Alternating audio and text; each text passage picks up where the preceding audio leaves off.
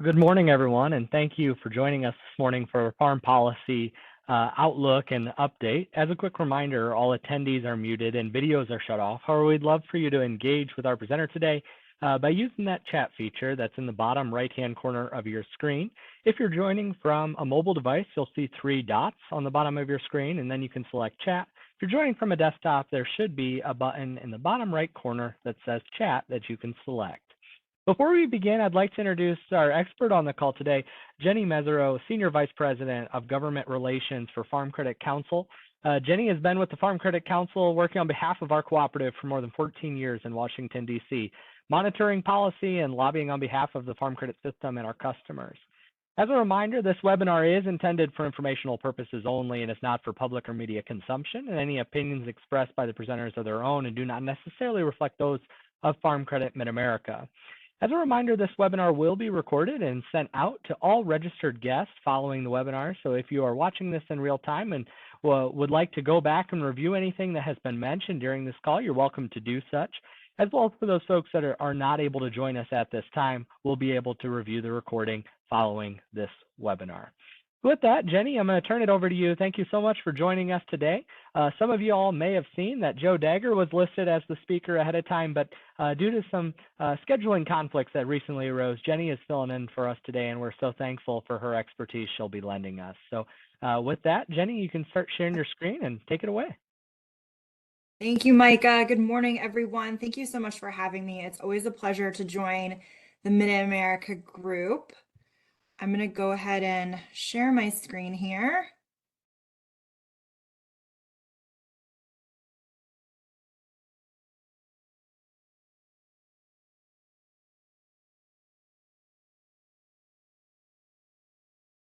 There we go.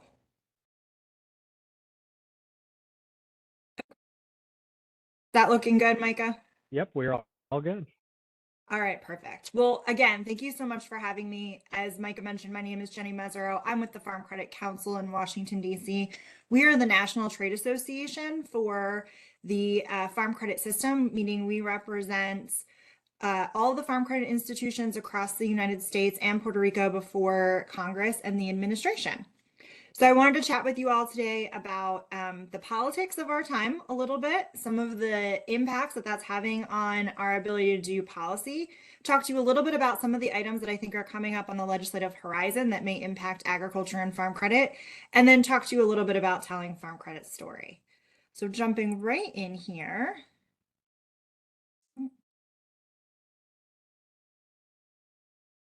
Go. I wanted to start by kicking you off with some politics and talk to you first, obviously, about the presidential election. A lot has changed over the past several months in regards to how this election looks. And what we've come to understand is that we are no longer in a referendum race, meaning it is no longer a referendum on the sitting president as Joe Biden stepped aside. And it is now a choice election, what you would call a choice election between Vice President Kamala Harris and former President Donald Trump. I want to talk to you about there we go. A little bit about some of the polling that's been going on. So this is a polling aggregate that is put together by a gentleman named Nate Silver. He runs a website called the Silver Bulletin. And what he puts together is a polling model. So he takes all of the really high quality polls that are coming out across the country by various news organizations and universities, and even some of the internal candidate polls, and he aggregates them into a model, and he creates these sort of head-to-head numbers. He also does it, so these are what you're looking at right now are the national numbers as of this week, but you can also, if you go to his website, this, again, the Silver Bulletin, you can click into each of the battleground states that he's identified. And what I really like about the way he presents the information is that it's not one individual poll, because as you all know, every poll that you're reading about is really a snapshot of voter sentiment and to some extent potential voter behavior within a 2 to 3 day period that has extrapolated out a lot based on whatever their sample size is and where and who they're choosing to include in their sample size. So I think this model really gives you a better sense of how all those different data points are interacting with each other. And I think it's probably one of the more accurate polling resources that you can access right now. So as you can see, from a national perspective, this is basically a dead heat race. The numbers have stayed pretty consistent. They're getting a little bit closer in several of the battleground states. In some instances, Trump is ahead by 1, Harris is ahead by 1, and it changes week to week. So this is really a dead heat election. And I think at this point, it's really anyone's race, and it will really depend on who turns out which voters in which state. I also wanted to mention, drilling down a little bit more into Congress, why I think in this environment governing is so difficult. So what this chart shows you is the number of seats in the House of Representatives that are solidly Democratic, meaning those congressional districts probably voted for Joe Biden by more than 10 percentage points, as well as the 192 congressional districts that are considered solid Republican, which means they probably voted for former President Trump in the last election by more than 10 percentage points or so. As you get further into the center of this line, you get to more and more competitive congressional districts. So you've got, about 60-ish races that become more competitive, meaning more voters on any given day could vote for either the Democrat or the Republican in that congressional race, and depending on the year. When you drill down to that very center, so congressional districts that are truly 50-50 districts, meaning at any given time, half would go for the Republican, half would go for the Democrat, there's only 22 of those left. So you've only got 22 folks in the House of Representatives of 435 that are really incentivized to come to the middle and find compromise that gets something for all of their voters. Everyone else is more incentivized to protect either the left flank of their political spectrum, or frankly, the right flank of their political spectrum, which is why I think we're having such a hard time in Congress in particular finding policies that we can negotiate around and agree upon. As far as the House ratings are concerned, these are those congressional seats that are represented in the middle of that chart. And what I will say is, unfortunately for agriculture, in that toss-up column, you have a lot of members of Congress on both the Democratic and Republican side who are huge advocates for agriculture. You've got folks like John Duarte from California's 13, who large almond operation, really understands agriculture deeply, very involved in the agriculture community in California. You've also got folks like Don Davis, North Carolina's 1st congressional district. He sponsored several of the pieces of legislation that were ultimately included in Chairman Thompson's version of the House Farm Bill this year. Big advocate for farm credit, huge advocate for agriculture in Eastern North Carolina. I can go on and on about everybody on this list, including the folks that have left open seats that were also fairly good advocates for farm credit and agriculture in general. So after this election cycle, depending on how some of these races shape out, it will be incumbent upon agriculture to start to build relationships with new members of Congress and help them understand how important agriculture is to their constituencies and their districts. The same goes for the Senate.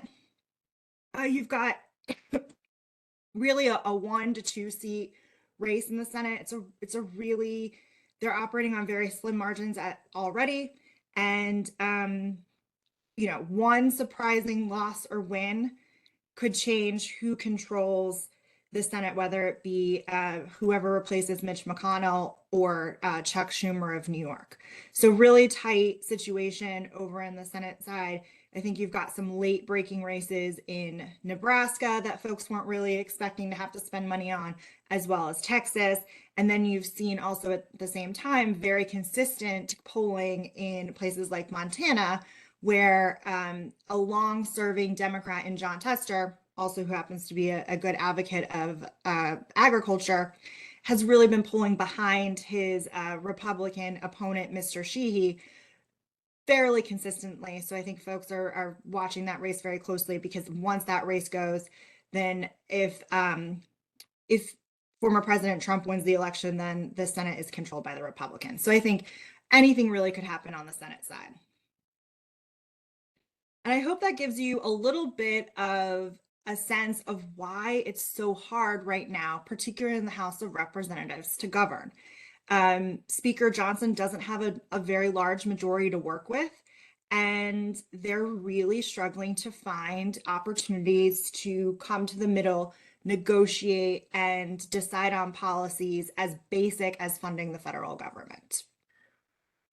The Senate is doing a little bit better, despite the fact that they also, as I just mentioned, have very tight margins. The Democrats only control the Senate by one vote, really, on most days, and they're doing a slightly better job legislating. And I would chalk that up to the fact that both Majority Leader Chuck Schumer and Minority Leader Mitch McConnell have been doing this for a very long time.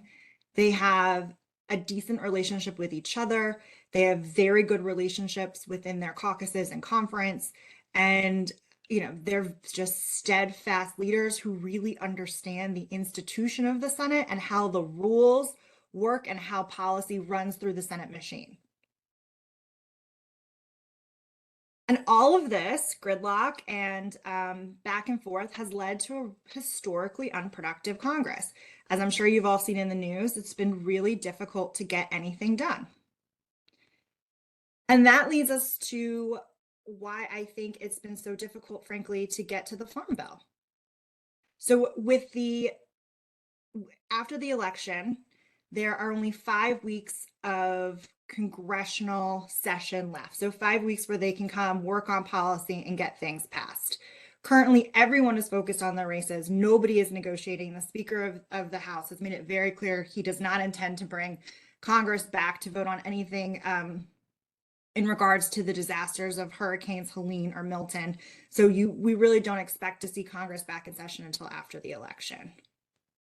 And from there, they'll have to take up the Farm Bill potentially again. And the items that are holding up the Farm Bill are the items that have historically held up the past two-ish Farm Bills. It's how much do you spend on things like Title I programs? So those of you who take advantage of ARC and PLC, are those reference prices updated?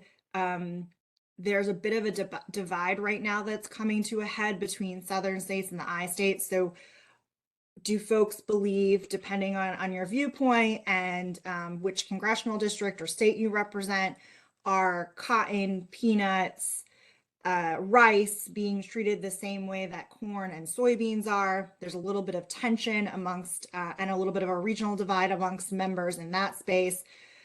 How are the conservation programs going to shake out? Some folks think more money needs to be spent in those spaces with more like sort of climate guardrails on the programs. Other folks think the programs operate just fine how they are and have plenty of money to continue to operate. And then obviously, how much money are we spending on nutrition programs? Can you take some money away from nutrition programs to put into farm programs as a pay for? It really comes down to how much money do you have to spend on what, and do you have to take something from somebody else to pay for something else? So those are the items, the big ticket items that I think are holding up the Farm Bill negotiations right now. And I think folks in Congress are really looking at it from two different perspectives, right? So this is a chart describing, what I would look at as producers facing cost versus price squeezes. But you could also look at this chart and see, since 2020, the significant amount of money that has come from direct government payments into agriculture. So some folks are sitting back and saying, does agriculture really need the level of investment that the Farm Bill is talking about. Another version of this chart looks like this, and it shows the significant drop in net farm income over the past couple of years. And that $80 billion drop, that's something that should, I think, make members of Congress pay attention and understand that while the general economy may be looking like it's recovering and becoming more steady, typically the agricultural economy is countercyclical to those recoveries. So are we looking at a significant downturn in agriculture over the next several years? And now is the exact time where you need to create certainty in the farm marketplace by providing a comprehensive farm bill with a strong safety net.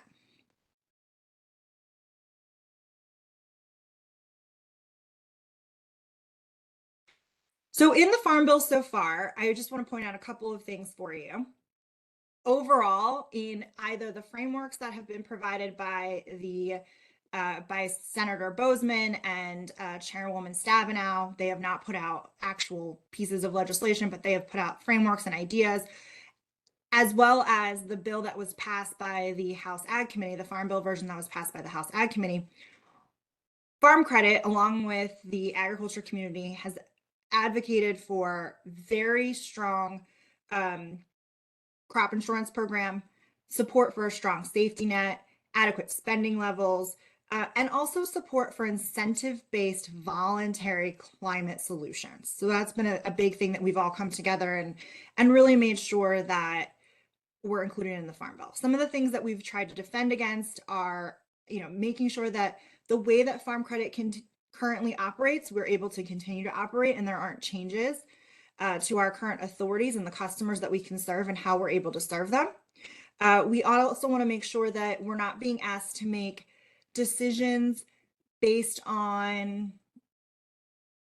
certain types of practices and operations. So for instance, there's been ideas that if you have certain climate practices on your operation, that would mean credit decisions would need to be based on those types of practices. So we really wanted to make sure, again, that producers who are the best stewards of their land have the ability to make the decisions that make the most sense for their business and their operations without credit decisions then coming along with those, outside, based on what the federal government may want to occur. One other thing I'll point out for you that we have been able to get into the Farm Bill that it's a bipartisan supported program is raising the FSA lending limits. So currently those lending limits are several years old. They were not properly indexed to inflation and they don't really reflect the cost of getting into agriculture right now. So if you wanted to seek out a guaranteed loan or a direct loan from USDA, those lending limits will be updated hopefully within this next Farm Bill. And I really think there's an opportunity for a passage of the Farm Bill in the lame duck session. So depending on who wins the House, who wins the Senate, who was in the presidency, who's in charge, I think that there's an opportunity to come together on the ideas that have already been put forth on the Farm Bill and lock in the current spending levels that they have and get something done before the end of the year without having to do a 1-year extension. And I think the recent disasters, unfortunately, provide a vehicle for that to potentially happen. I know there are some high-level conversations that have restarted between House negotiators and Senate negotiators. I think that's a really positive sign. And I think if the government needs to do a large-scale appropriation supplemental to deal with the incredible level of disaster going on across North Carolina, Georgia, South Carolina, Florida, etc., a small part of that appropriation will be agriculture relief. However, you could potentially also be a vehicle to get a Farm Bill done. So that's sort of my personal outlook on the opportunity to get a Farm Bill done this year. I'm happy to dig deeper into that and answer any of your questions in that regard. Moving along, there are a few other things. beyond the Farm Bill and beyond this year that I think agriculture really needs to be paying attention to. So the first one is the Tax Cuts and Jobs Act, the Trump tax package that was passed in 5 years ago, expires in 2025 in September. And if those tax provisions simply go away, you will have a massive increase in taxes on certain parts of the population, as well as differences in rates, et cetera, on other parts of the population. So this is a must-do item. The cost of this is about $3.8 trillion. I think now estimates are closer to $4 trillion. So how do you pay for it? What tax cuts are you able to extend for another 5 years? Which ones are too expensive? Do the existing pay-fors still make sense? And there's going to be a lot of dialogue around this. And it's going to take up almost all of the oxygen in the room. Some of the things specific to agriculture are going to be obviously the estate tax, and either keeping the estate tax as it is. There are also some proposals to repeal it altogether. Protecting things like Section 179, Section 199A, the bonus depreciation pieces, the 1031 like-kind exchange opportunities. So those are all tax provisions that I'm sure many of you utilize on your operations to manage your tax liability and are very important to the agriculture economy. And then, of course, we're working with all of our friends in the agriculture community to stop any surprises. We certainly don't want agriculture to be on the chopping block in the sense that we don't want to lose anything we currently have, but we also don't want anyone to surprise us by taking away things that have not been in the mix before, or utilizing agriculture as some sort of pay for somebody else's tax credits. So that's going to be a lot of the focus, I think, of everyone in Washington, particularly in the next 6 to 8 months of the year. Another thing that we've been watching closely is free trade. This is a fun sort of look back of trade during modern presidencies. So Reagan signed the first comprehensive free trade agreement with Israel. From then you had President Clinton, who signed several major what's called comprehensive free trade, but also 300 sort of smaller trade agreements with individual nations. Bush had 13 major ones, Obama 3, Trump obviously renegotiated NAFTA into the USMCA. Biden is the first president in modern history to neither negotiate nor sign any sort of free trade agreement. So we are now in what is called the balanced trade era, as opposed to finding free trade agreements or trade agreements either unilaterally or bilaterally or multilaterally. We are more in a place where we are working through trying to manage our current trade deficit within our existing agreements. And that's much different than going out and opening new markets. For agriculture, what we very much have to watch, and I think what everyone's going to be paying attention to based on some of the history that we've recently experienced, is that in a balanced trade environment where you are trying to either punish countries for not being fair or trying to get them to purchase more American products within existing agreements, when folks disagree, there's only a set number of tools they have to retaliate. Those tools are tariffs, typically, and a lot of times the place that they come to retaliate is agriculture. We saw that several years ago during the during the China tariff situation that in some ways continues. And I think if we are seeking to punish additional countries for their unfair practices, we'll see a lot of that blowback in the form of tariffs on agriculture. So something we are very closely paying attention to, obviously agriculture, the access to markets, new markets is very important. If there are opportunities to do that, I think all of agriculture will be coming together to figure out how do we make that happen.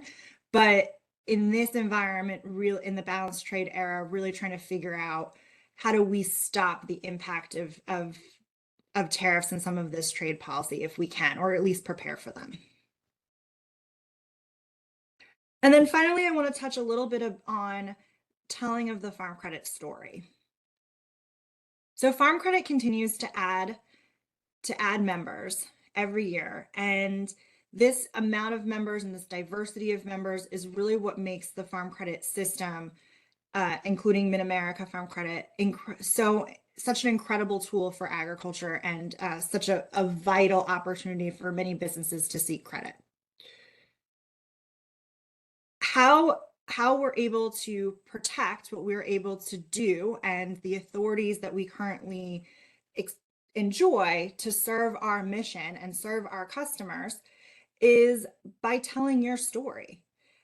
We have spent several years going across the country interviewing farm credit customers, collecting their stories, getting on their farms, taking videos, so that we can bring their stories to members of Congress and the administration so that they can learn more about what your operations look like, what you're doing. So they can connect agriculture with real people, real families.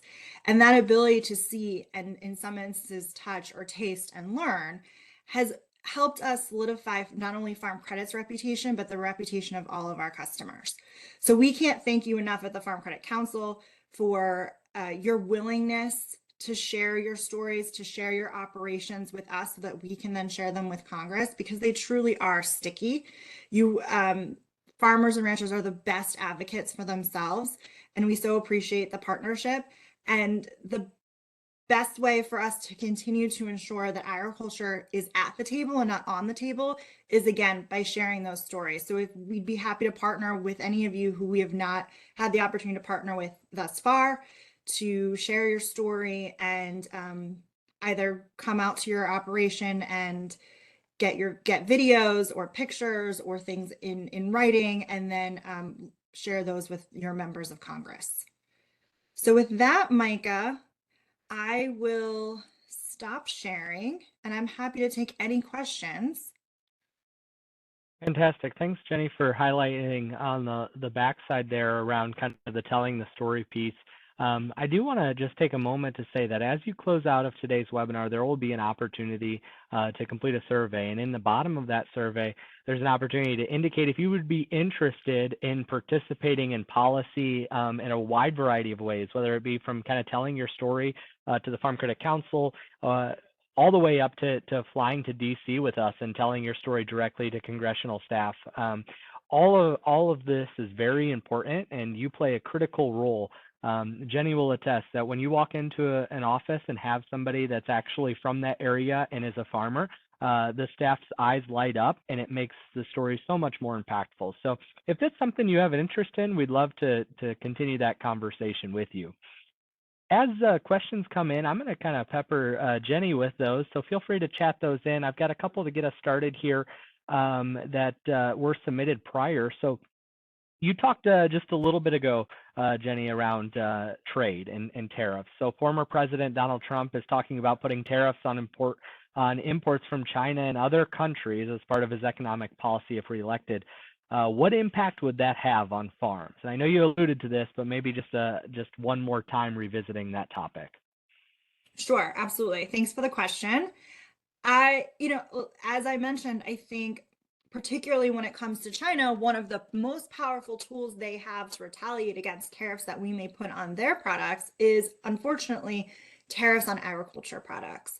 And as they are recovering from things like swine flu that obliterated their hog population several years ago, they may have more flexibilities, frankly, to deny American imports and seek imports from other countries, and therefore tariff United States products. So I think if that's the sort of direction we're going to go into as far as trade wars are concerned, agriculture is probably going to end up bearing a brunt of it again. And Micah, if I share, can you still see can we still have this dialogue? Because I did want to put up the contact information for the Mid-America Government Affairs folks, if that's okay. Absolutely. Yeah, you can share your screen again. Okay. Here we go. So as Micah mentioned, Joe was the original speaker. Joe and I work incredibly closely together. He's a fantastic resource, but I also wanted to make sure I shared all the other amazing folks at Mid-America that you can contact, whether it's to share your story or for questions on this presentation, etc. Fantastic. As that's up on the screen, Jenny, maybe another question for you around how does carbon play into this future? Have you heard either camps talking around the sustainability world, and is it something that's here to stay, or is it just kind of a fad of the times, if you will? Yeah, absolutely. I don't think carbon and the idea that a carbon marketplace or multiple carbon marketplaces could be viable is going to go away anytime soon. I think there's political interest in carbon markets and the ability to reduce carbon. I think that there's also business interest there.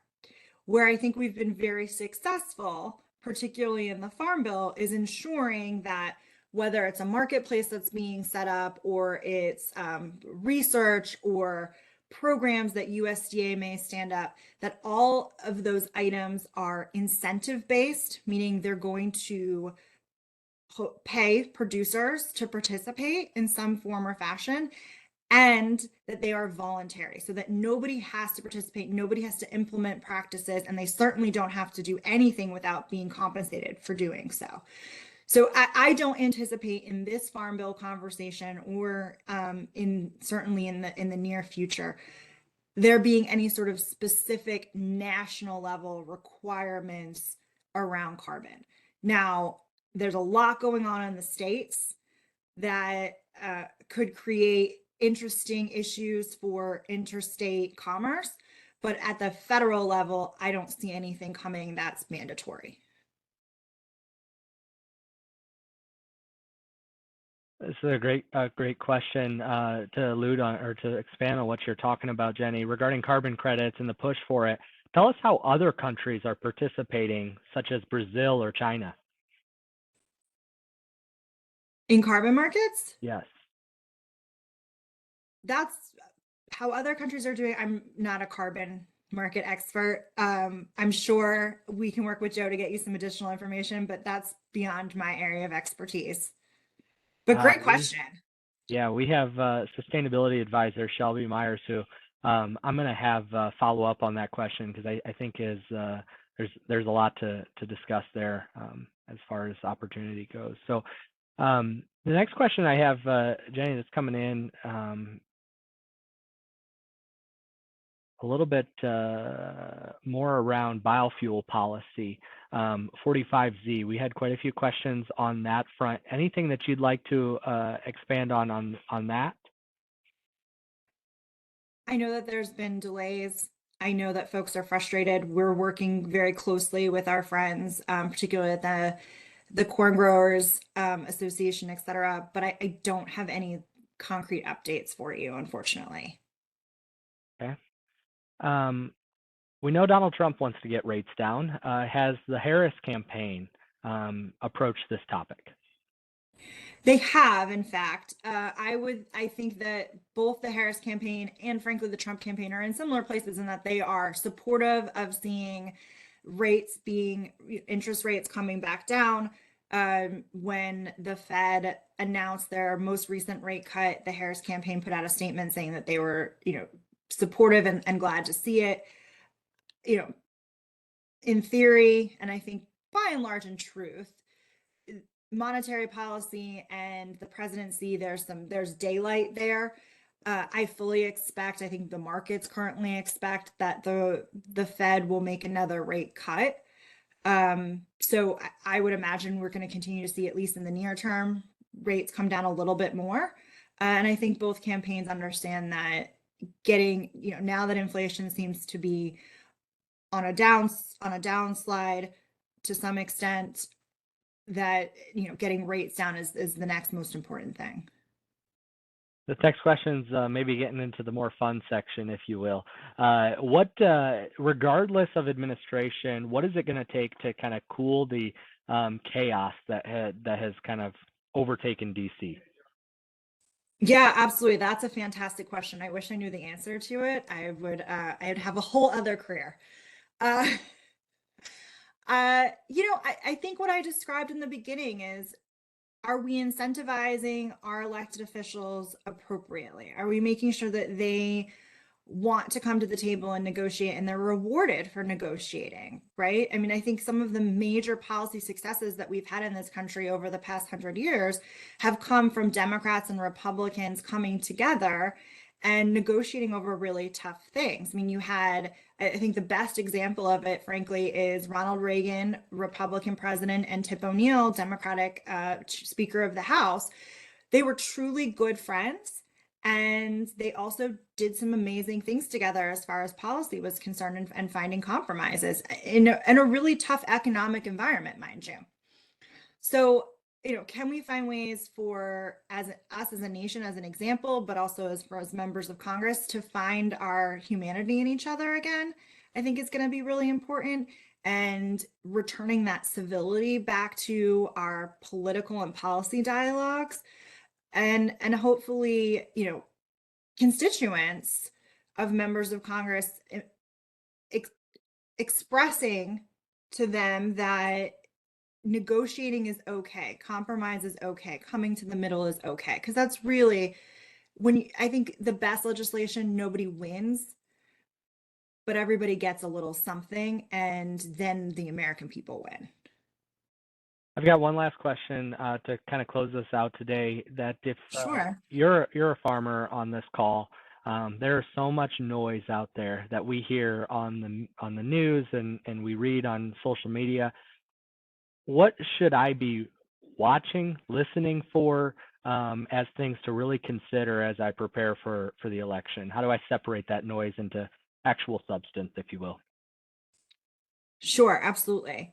It is really tough. I think, you know, currently a lot of times we are, particularly if we're finding news on social media, we're tending to be a part of our own echo chambers, right?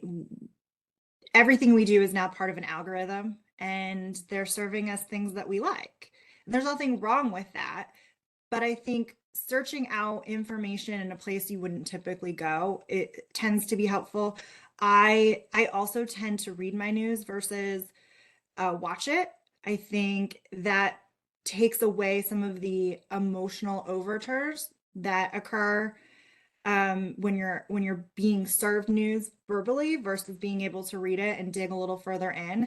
I think digging into people's campaign websites, is it the most interesting, sexy thing you'll ever do? Probably not.